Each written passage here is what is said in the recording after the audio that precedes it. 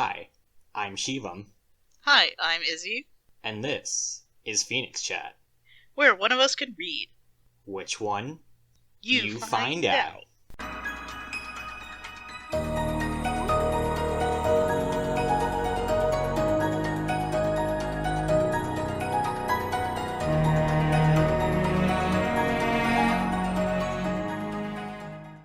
Hi, and welcome back to PhoenixChat. This is part 2 of the episode released a little bit earlier this week. I would strongly recommend you check out part 1 so you can get the context for all the things we're talking about in this episode. And if you don't, Juliet will come find you and drink all of your alcohol. And steal your Every single drop. All of it. Yep, okay. Yeah, so I think the first thing I want to talk about is, this arc was basically split up into 2 parts, like, the future, the bad future that happened, and, like, fixing, all of that stuff in the past. So, the thing I didn't realize is, like, when we went back into the past, I gave you guys some character goals, where, like, your 2 goals are, get the necklaces from Belthan and Philippa, and get the brand off of Boondock. The first one was ended up being kind of easy for you guys to, like, work with, because all you guys need to figure out was, like, well, we get the necklaces somehow, somewhere, in the worst case scenario, we steal them. Like, that's an easy thing to figure out. The getting the brand off of Boondock, I think that one was the hardest one, because, like, there was so many, like, weird clues and stuff like that in there for what I guys wanted you to do in order to get, like, the brand off, that I need to end up, like, really kind of, like, hand-holding you guys and kind of telling you guys, like, oh, just make me, like, intelligence rolls to see what we remember and stuff like that. I think, though, like, it ended up working out because, like, with the necklaces thing, like, you guys figured that out very quickly. Like, you knew what was up there, right? Yeah. Oh, yeah. Just get the thing off the thing. We knew that they were bad. Yeah. Mm-hmm. Yeah, and, like, worst case scenario, you steal them and you know, like, Juliet can totally do that. Oh, fucking absolutely. Yeah. I think the second one was the harder one, where it's like, how the hell do we get the brand off Boondock? Because, like, I intentionally tried to keep the brand as, like, mysterious as possible and not really give you guys a lot of rules with it, because, like, it is, like, just a strange, weird magic that's, like, has not been seen very often in the world. And so what I was basically kind of just, like, pushing you guys towards is, like, talking to the NPCs and stuff like that, because, like, I had solutions, like, if you talk to Dax, if you talk to, Toadbird, if you talk to Mira, hell, if you talk to Sprout, like, they would have given you guys clues and hints and stuff like that, and, like, they would have, like, almost to the point of, like, straight up telling you, like, oh, here's a good idea I have for, like, what we can do. I kind of have a feeling a little bad, because, like, it ends up being a little bit railroady if I have the NPCs just straight up tell you, like, the thing we should be doing, but, like, I think it ended up working out best for the arc. Mm-hmm. Because, like, we can play into the things that I have planned. Yeah. Yeah, I know, like, when you have, like, some sort of, like, vague character goals and stuff like that, like, as a player, like, do you, like, mind having the DM kind of, like, step in like that to try and, like, guide you towards the right things, or? No, not really. Like, I want to have a chance to be able to figure it out on my own, like, yeah.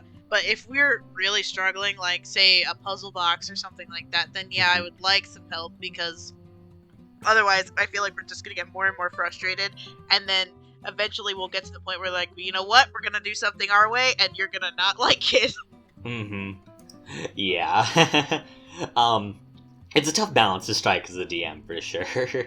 But I like the fact that we brought Dax into this, because now we kind of have, like, a little helpline that I can just, oh, hey, let me call up my bud and see what we really should be doing, so. Yeah, it works out well that way.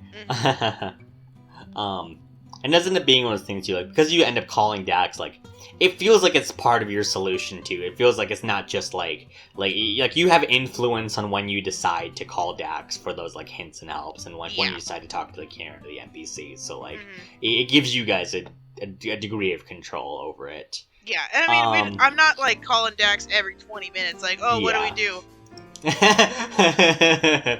Fucking have him on speed dial, just like, hey, buddy. Hey, bestie. From there, oh my god, so going full circle with a character like Thomas. So when I designed Thomas, he was just intended to be like just a shithead character. And because you guys ended up hating him so much, it was one of those things where it's like, oh, I need to have one more thing in the past besides like getting the brand off of like Boondock. Like, what thing can I do? And I just like hit me like a truck. Like, oh, I could have a traitor in the organization. Who's the traitor? It's Thomas. Thomas is the traitor. Thomas is the worst person in this arc. And, like, when I started this arc, I had no intention of having, like, Thomas wasn't even a character. You brought Thomas up to me, and you were like, oh, can we have, like, a sleazebag hit on Juliet for, like, a little bit, for, like, to play in that space of, like, Juliet and, like, her relationship with Essen. Yeah, because and, like, the reason why I wanted Thomas to be in this is because Juliet and Essen really haven't had, like, an official title. Like, they like, and Juliet's been not in any like real serious relationships before. It's just more like a fling here or there or something like that. But like, if they're gonna be really serious, I'm like, then this needs to happen. Like, so let's bring in some fucking tension. Let's bring in Thomas and see where this goes. Yep. Oh man. Yeah, but it ended up working out because like near like the end of the arc, like after you guys got your like revenge on Thomas, like Thomas was clearly shown to be like an extremely shitty person. So I just really wanted to just like double down on that to make sure like he is the like main antagonist of this part of the arc, where like you need to get past this hurdle of just like this shitty rich boy who's gotten everything he's wanted. Yeah. So I guess, how satisfying, by the way, was it for you guys to finally go through that, like, last bit of curb stomping him? I still wanted to snap his neck. But, you know, he's dead. That's the main point. Yeah. Sorry, you have a horrible, reedy character with tiny little muscles. Tiny hands. Yeah. Tiny hands. Your horrible himbo paladin can snap a man's neck if you really wanted to. Good old Nina. I'm gonna bring it up. I'm gonna bring it up to the DM of fucking Fantasy. I'd be like, hey, can we bring in Thomas so Nina can just fucking destroy him? I just need to feel this catharsis, damn it. But Nina would never snap anyone's neck. Okay, I'm sorry. Yeah. ADHD. Oh my god. Yeah. I think also the wildest part of this arc for me as a DM, you guys so many times tried to like fuck around with my good advice. I'm like, if you guys do this, like, you're going to get yourself killed. And you're like, no, it's fine. Everything's fine. Like, I don't know how many times in that arc, like, it felt like herding cats, where it's like, oh, okay, so let's do the fucking breakdown here. So, first things first, after you guys got the necklaces, fucking the whole shit with like, oh, we'll find him. And I'm like, no, you won't find him. God. I think, by the way, just like, out of curiosity, how frustrated would you guys have been? Because, like, if you guys had decided to go that route and not listen to me, I was going to, like, okay, Thomas is gone, people are dead, I think maybe Buck might have been dead because of it, and, like, you have to fucking, like, hunt him down. And it's not going to be an easy task to do so. Like, would that have been, like, frustrating for you guys to just be, like, fucking blindsided with that? Probably, so yeah. Yeah, because, like, we already had to go hunt down a pixie, like, not too long ago, and that already was fucking frustrating. Yeah. God. But yeah, no, I'm glad at least you listened to my advice and eventually decided to get back on the right track. Yeah. But fuck, dude, that could have been so bad. I know. It's fine. Everything's fine. God. The next one was, oh, yeah, after you, like, talked to the dragons and the people were like, oh, hey, you should go, like, hunt down Thomas, there's two things happened. One, Juliet sprinted off on her own, and I don't think we covered this in part one, but Hops at one point straight up said, like, okay, you guys can go hunt down Thomas, I'm just gonna wait right here. I'm like, why? Why are you splitting the party? Why? I thought it was a good idea. I was wrong. God. Yeah, the opposite character is like, oh, I want to like go like help the dragons and like setting up things. I'm like, how are you going to help? What? Why is this happening? But Julia fucking goes off on her own and just like, just a real quick breakdown of like the shit that could have happened if you hadn't fallen asleep. what would have happened is the creature that you guys fought, it had a legendary action. It costs 3 actions, so it normally isn't worth it unless it's facing off against, I don't know, only 2 creatures, like just you and just Buck. So if you had tried to fucking do some shit and like didn't fall asleep, then I would have had Thomas say like fine, like if you're gonna go like betray me like this, like Legion gave me like a gift. She told me that like if I activate it, it'll give me like extra power, and you would have like tried to like convince him like, no, holy fuck, you're a dumbass, it's going to like do something bad to you, and he would have been like, no, why should I trust you? And he would have fucking activated the power and would have immediately killed him and turned him into that undead monstrosity. Oops. But there is a thing you can do where like it can take 3 legendary actions, and you would have had to make a DC 19 Constitution saving throw or gain a level of exhaustion. And like it takes all 3 of its legendary actions, but like because it's only fighting against 2 people, it only needs to wait 2 turns for it to recharge. So, but you would have had to try and fight it, and it would have just kept stacking on like 3 or 4 levels of exhaustion against you, and like. I don't think actually Juliet would have died because Buck has an ability where like instead of you taking damage, he can take the damage for you. So like Buck would have just gotten more and more hurt taking damage from like not just like him, but also like taking the damage from you, so you could be at like full health. Yeah, but I feel like Juliet would have felt fucking bad, like real bad. Like this guy that she doesn't even know is taking damage for her. Like, bro. Yeah. Yeah, no, and like if you would have tried to like convince him to stop, he would have like absolutely fucking like refused to do so, and just try and keep hitting the thing.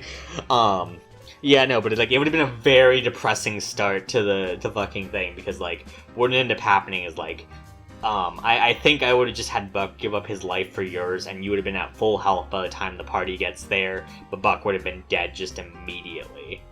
Man, that would have made everybody and that sad. Would have been. Yeah. I would have been sad. Lucky would kill me. Yeah, it would have been so depressing. But it didn't happen, so we're good. It didn't happen. It's fine. No, it's fine. It's fine. Oh Jesus my god. Christ.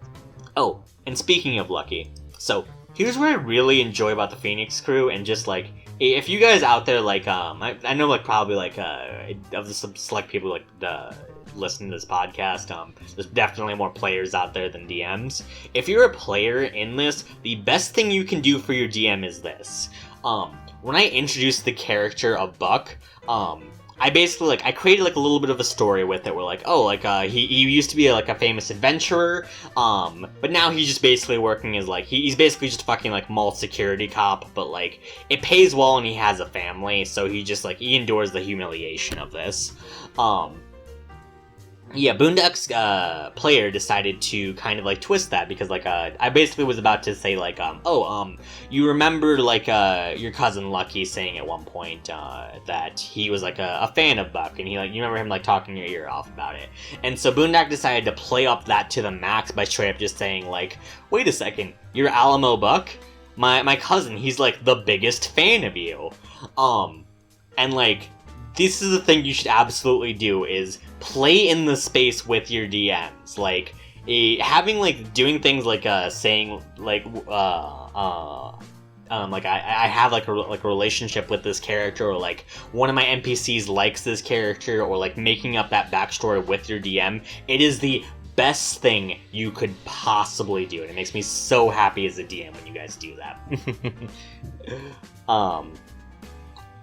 Yeah, no, like more on that, like you've also like done this a lot as Juliet.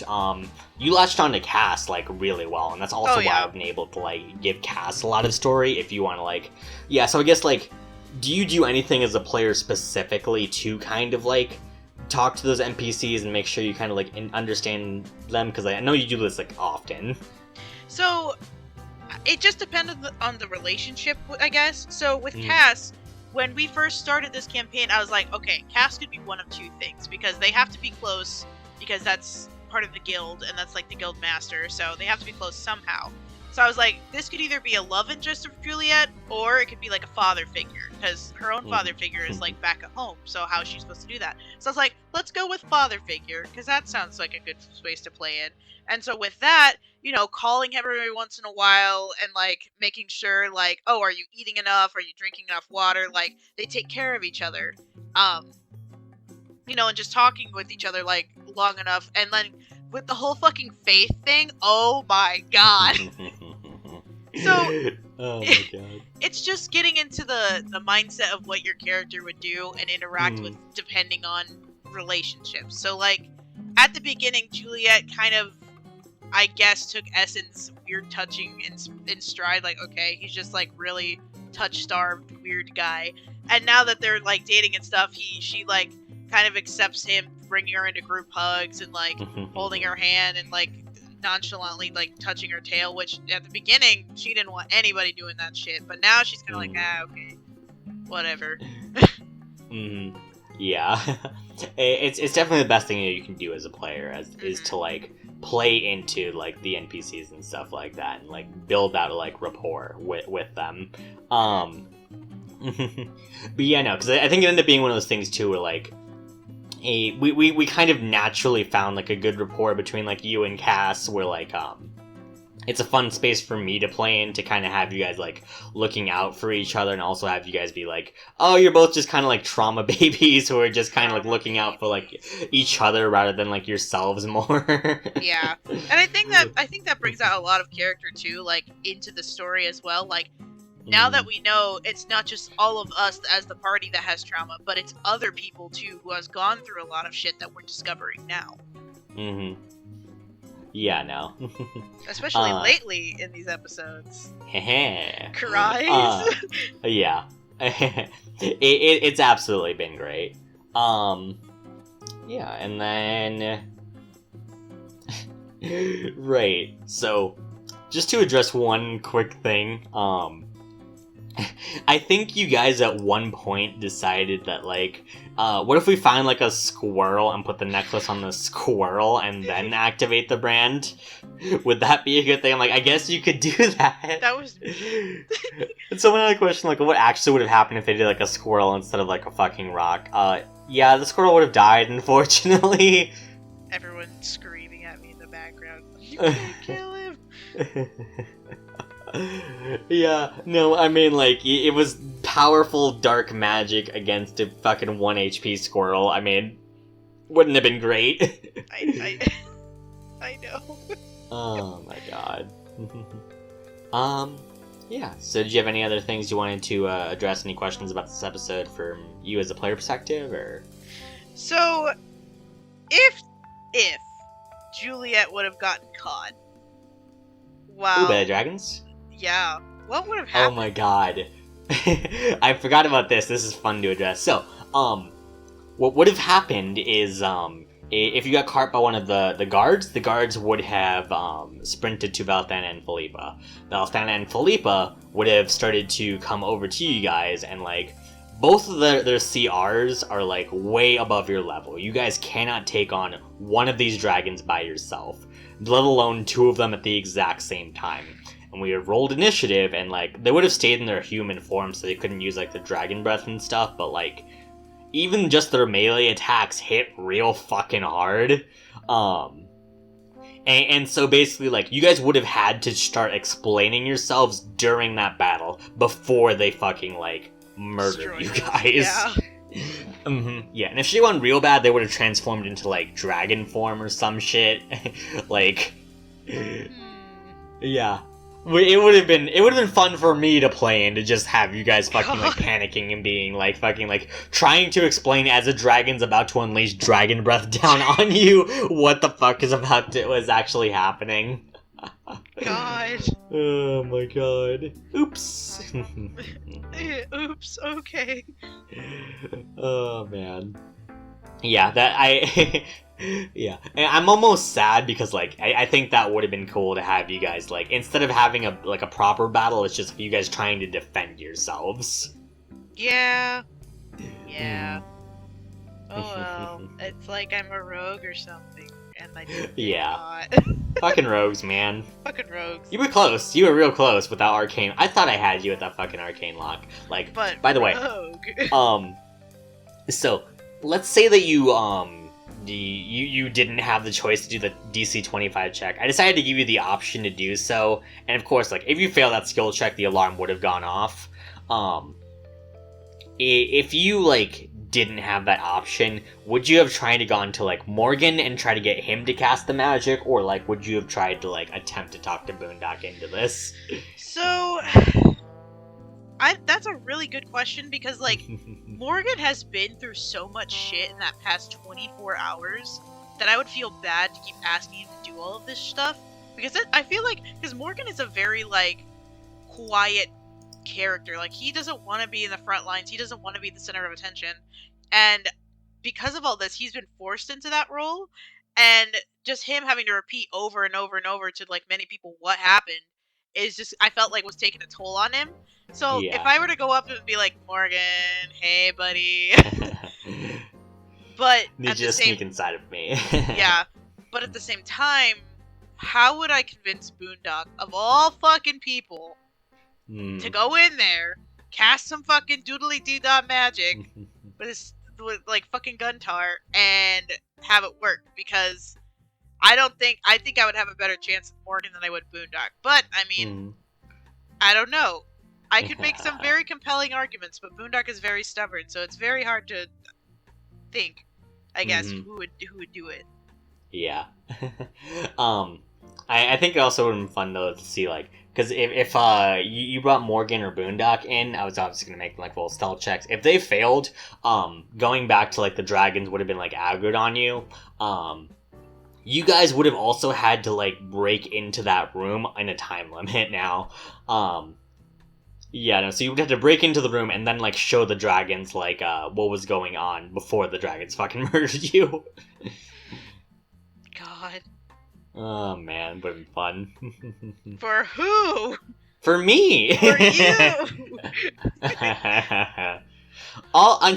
Dude, I fucking tasted the devil's water on this arc, alright? I felt such a rush just, like, murdering you. No, it's bad. I'm sorry, I don't mean it. No, I felt really bad. I literally cried, you. Bro, I did too. It was bad. It was sad. Oh, man. It truly was the devil's water, because I'm like, this is a great fucking story, but also, like, for a solid week, I'm just, like, depressed. Depresso, everybody. Oh, my God. All of us sobbing uncontrollably.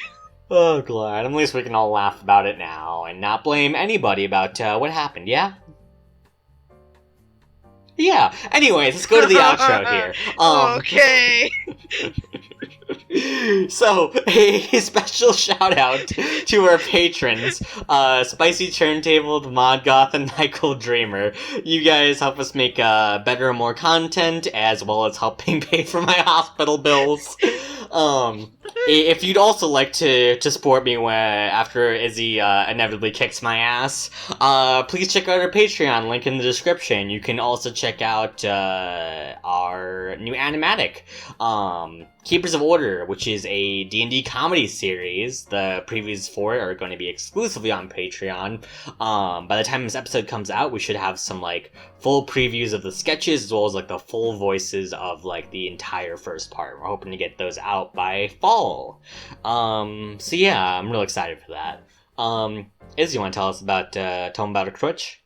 Oh, yes. So, we are starting up a Twitch stream. It's at Keeper of Kitsune. And it's on Tuesdays, at 2:30 CST, 3:30 EST, where we're gonna start our new campaign, Illuna Nights, and you get to see the nightmare that is Indigo that gets to torture Shivam.